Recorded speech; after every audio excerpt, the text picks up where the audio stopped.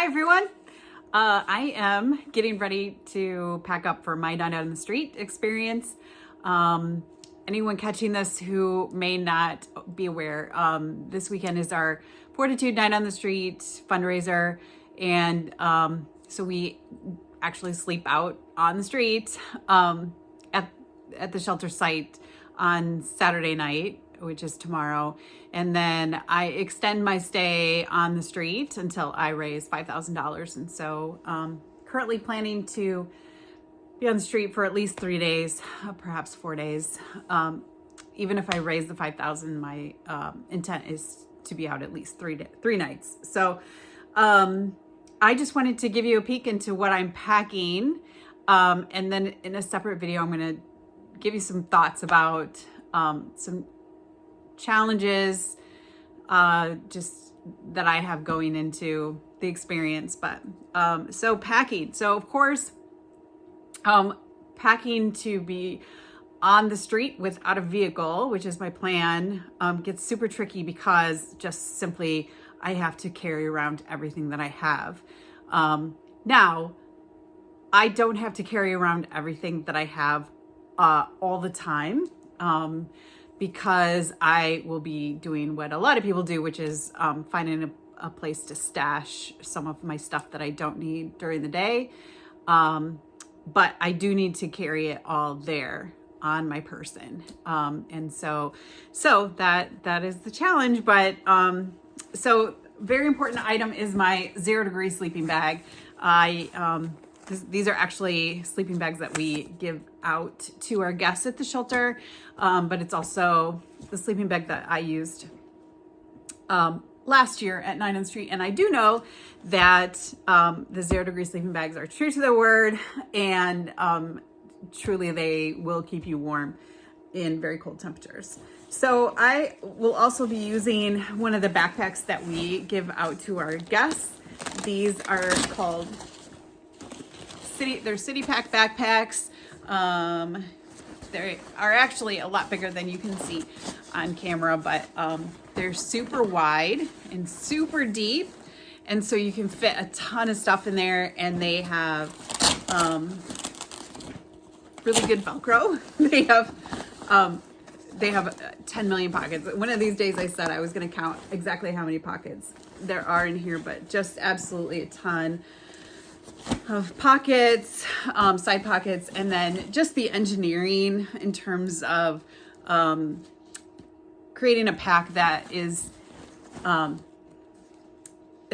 easy as possible as you can for some, carrying a heavy backpack all the time, with all of the adjustments and things that you would need to make that as comfortable as possible. But still, it's a heavy pack. And we were just talking to our guests about it tonight at the shelter, that your back muscles adjust really quickly when you're carrying around something.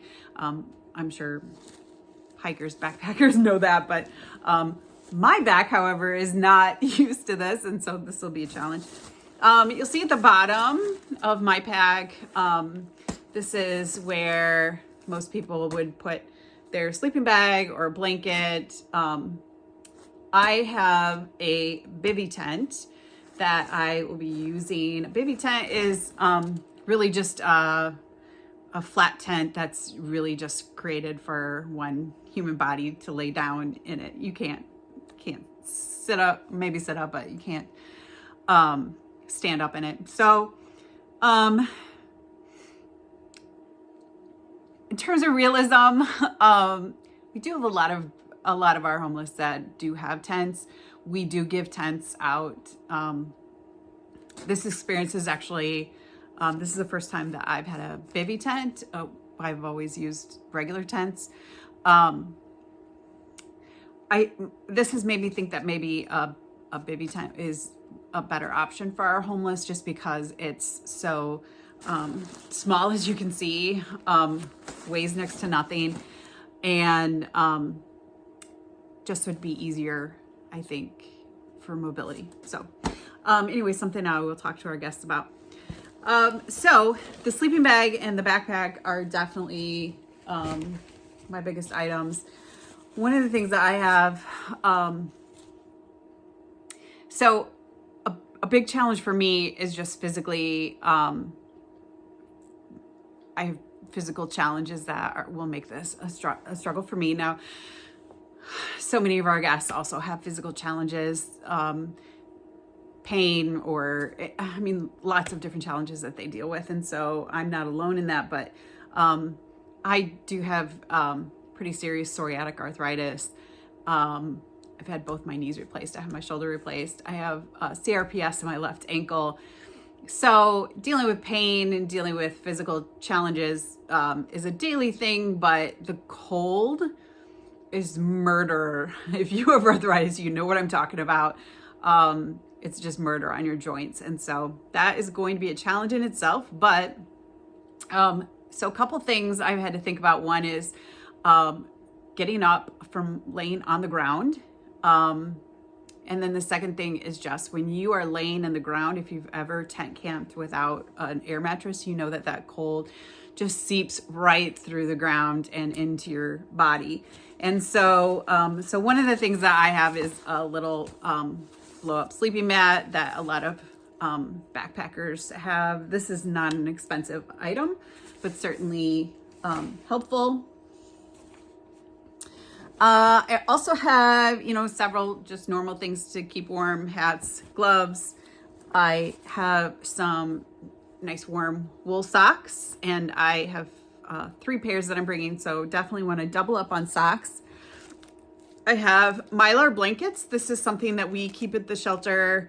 A lot of the guests say that they don't like them because they crinkle a lot, make a lot of noise, and wake them up. But I'm going to give them a try and see how helpful they are. So a couple other things that I'm bringing is I have an air pump. For the first time, I have an air pump that is rechargeable. So you don't have to carry around and have expensive batteries. Again, this was not an expensive item and definitely something that I would consider having available for guests if that was something that is helpful to them. So another thing I will be doing, I'm not bringing money with me, so whatever I'm eating will be things I get from food pantries. And so I will plan to do a little food preparation on site. And so I have my little individual cook set, which comes with 2 adorable little pans. Makes me feel like they're toys. These are great though. It comes with a little sponge to clean your dishes, a tiny little spoon to mix your stuff, a little soup ladle that you can set up so it has a little handle. Yeah, they make some really smart stuff. So I have that packed. I have a little, this is utensil set, but the most important thing on here is having a knife. So just for cooking, cutting rope if I need it. There's all types of reasons that you need a knife. Now, one of the things I thought about was having an actual, my husband, of course, is worried about protection. And so I did briefly think about having a knife with me. The problem with that is I guarantee you that if somebody tried anything, they would get that knife away from me and probably use it on myself. So I have had a lot of guests tell me that they don't keep anything on them, including a can opener, for that exact reason, that they don't want anything on them that somebody else could take and use as a weapon on them. So yeah, I get that. But you do need something to cut stuff with. And so that is what I'll be using. I do have a single burner that I use on top of a propane bottle, and that you can use to boil water, you can use to cook food. It's a heat source that goes on top of your propane bottle, and then your kettle or your pot goes right on top of that.